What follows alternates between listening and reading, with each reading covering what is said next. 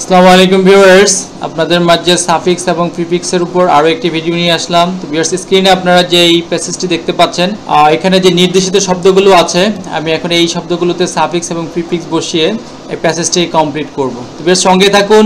প্রথমে যে সেন্টেন্সটি আপনারা দেখতে পাচ্ছেন সেটা হচ্ছে there are dash forms of physical exercise, মানে শারীরিক যে ব্যায়ামটার কথা বলা হয়েছে, যে ফিজিক্যাল এক্সারসাইজ মানে ব্যায়ামের কথা বলা হচ্ছে এখানে।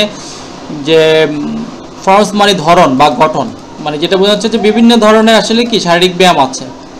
ওকে, শারীরিক ব্যায়াম। তো এখানে আমাদের যে ওয়ার্ডটা দেওয়া আছে এটা একটা ভার্ব, ভেরি, ভিন্ন রকম হওয়া। তো আমাদের এই ওয়ার্ডটাকে কি করতে হবে, এটার সাথে সাফিক্স এবং প্রিফিক্স বসিয়ে উপযুক্ত একটি ওয়ার্ড আমাদেরকে এখানে কি বসাতে হবে।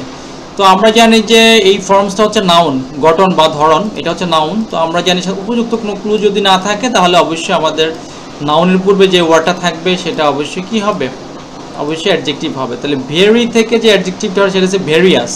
এখানে ওয়াই পরিবর্তে আই ও ইউএস, তাহলে ভেরিয়াস মানে বিভিন্ন ধরনের, ভেরিয়াস ফর্ম, বিভিন্ন ধরন বা প্রকৃতি। তাহলে এবার মিলে গেল there are various forms of physical exercise, মানে বিভিন্ন ধরনের কি শারীরিক ব্যায়াম আছে। বাট এভরি ফর্ম মানে সবগুলো প্রত্যেকটা ধরন ইজ নট সুট মানে মানানসই হওয়া, ফর অল সবার জন্য কি মানানসই নয়, এটাই বোঝাচ্ছে। মানে আমাদেরকে অবশ্যই অর্থটা বুঝতে হবে, অর্থটা কি ইঙ্গিত বহন করে। সেক্ষেত্রেও কিন্তু আমরা ওয়ার্ডটা কি হতে পারে সেটা বুঝে নেব। তো ওইখানে আমাদের এই হচ্ছে কি উপযুক্ত নয়, তাহলে উপযুক্ত নয় প্রত্যেকটা ধরন, তাহলে কি হতে পারে, সুইট থেকে সুইটেবল মানে হচ্ছে উপযুক্ত বা মানানসই। তাহলে প্রত্যেকটা ধরন কি সবার জন্য মানানসই নয়। তারপরে যে সেন্টেন্সটা আছে যে walking is good for all, মানে হাঁটাটা সবার জন্যই কি ভালো, এটা সবার জন্য ভালো। ওকে, ইন দ্য মর্নিং সকালবেলা fresh air is dash avail মানে কি প্রাপ্ত হওয়া। ওকে, অ্যাভেল আমাদের সকালবেলা কি মানে ফ্রেশ এয়ারটা আমরা পাই, এটাকে সহজলভ্য বলা হয়, মানে যেটা সহজে পাওয়া যায় সেটা সহজলভ্য। তাহলে এটার ইংরেজি হচ্ছে কি অ্যাভেল যোগ করে দিলাম, আমরা একটা কি সাফিক্স যোগ করে দিলাম, যেটাকে বলা হয় কি প্রত্যয়। অ্যাভেল যোগ করে দিলাম অ্যাভেলেবেল, তাহলে সকালবেলা কি ফ্রেশ এয়ার অ্যাভেলেবেল। সো তাই it is dash benefit to health, তাই এটা কি বেনিফিট হচ্ছে উপকার করা, কিন্তু এখানে আমাদের মূল ভার্ব আছে, একটা ভার্ব থাকবে না, এটাকে উপযুক্ত, এটা কি উপকারী অর্থাৎ ইম্পর্ট্যান্ট, হেল্পফুল। এখানে বেনিফিট থেকে কি ওয়ার্ডটা হয় উপকারী সেটা আমরা বেনিফিট থেকে বেনিফিশিয়াল, এখানে কি বাদ দিয়ে আমরা বেনিফিশিয়াল করে দিলাম, তাহলে আমাদের হয়ে গেল so it is beneficial to health, এটা কি স্বাস্থ্যের জন্য উপকারী। It is also very dash, ও ভেরিটা কিন্তু একটা অ্যাডভার্ব। তো অ্যাডভার্বের পরে যে ওয়ার্ডটা থাকে সাধারণত সেটা কি হয়, অ্যাডজেক্টিভ হয়, কারণ এই অ্যাডভার্ব সাধারণত অ্যাডজেক্টিভকে কি বিশেষায়িত করে। তো আমরা এখানে দেখতেছি দুইটা ওয়ার্ড দেওয়া আছে একটা, তাহলে ইট ইজ অলসো ভেরি কি প্লিজান্ট মানে হচ্ছে আনন্দদায়ক। আমরা প্লিজড দিলে কি এটা খুবই সন্তুষ্ট, আসলে এটা সন্তুষ্ট না, এটা আনন্দদায়ক, যে অর্থটা আমরা এখানে করলাম প্লিজান্ট মানে হচ্ছে আনন্দদায়ক। আরেকটা হচ্ছে কি এনজয়েবল উপভোগ্য, এবং উপভোগ্য। তাহলে it also hash fresh our mind, fresh হচ্ছে একটা অ্যাডজেক্টিভ, আমাদের এখানে দরকার কিন্তু ভার্ব নাই। ইট ইজ অলসো কি ফ্রেশ, এটা কি করে মাইন্ডকে ফ্রেশ করে, মানে কি সতেজ করা। তো এটার ইংরেজিটা কি হবে, ভার্বটা কি হবে, রিফ্রেশ।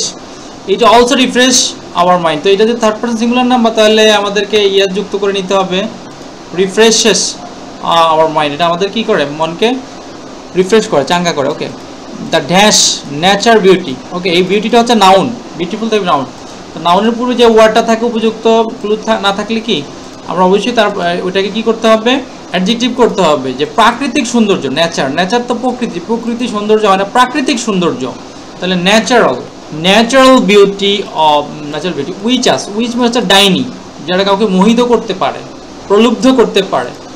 তো এইটা আমাদের কি ন্যাচারাল প্রাকৃতিক সৌন্দর্য আমাদেরকে মোহিত করে, কিন্তু উইচ অর্থ তো মোহিত করা না। এখন এই উইচের সাথে আমরা একটা প্রিফিক্স যোগ করে এটাকে একটা ভার্ব মূল অর্থে নিয়ে যাব। তাহলে দেখি বিউইচ মানে কি এটা মোহিত করা, তাহলে বিউইচেস তাহলে আমাদের হলো কি যে প্রাকৃতিক সৌন্দর্য কি আমাদেরকে মোহিত করে। ওকে, তাহলে আমরা এখানে এস বাই এস যেহেতু থার্ড পারসন সিঙ্গুলার নাম্বার, যার কারণে আমরা এই সাবজেক্টটা, যার ফলে আমরা কি ইএস যুক্ত করে দিলাম। উই বিকাম আমরা হই, এখানে subject plural, we become health and wealthy. তো ভিউয়ার্স, এখানে দুইটা ওয়ার্ড আছে, একটা হচ্ছে ওয়েলদি, এটা হচ্ছে কি সম্পদশালী, এটা একটা অ্যাডজেক্টিভ।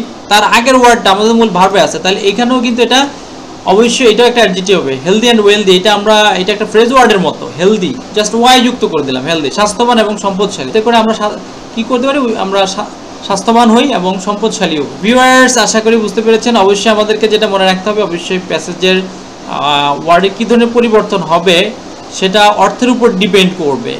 অ্যাকচুয়ালি এমন কোনো রুলস ওয়ার্ড দেখে সরাসরি আইডেন্টিফাই করা যাবে না। কিছু কিছু ক্ষেত্রে আমরা বুঝতে পারবো যে এই ওয়ার্ডটা কী হবে, অ্যাডজেক্টিভ হতে পারে, কিন্তু অ্যাডজেক্টিভ আমাদেরকে জানতে হবে। এক্ষেত্রে বেশি বেশি আমাদেরকে অ্যাডজেক্টিভ এবং ভার্বের সিনোনিম এন্টিনিমগুলো জানতে হবে। সেক্ষেত্রে আমাদের এটা অনেক কাজে আসবে। এবং এর সাথে নাউনের ফর্মেটটা জানতে হবে। নাউন, অ্যাডজেক্টিভ, অ্যাডভার্ব এগুলো ফর্মগুলো অবশ্যই আমাদেরকে জানতে হবে। তো ভিউয়ার্স, ধন্যবাদ। যদি ভালো লাগে অবশ্যই সাবস্ক্রাইব করবেন।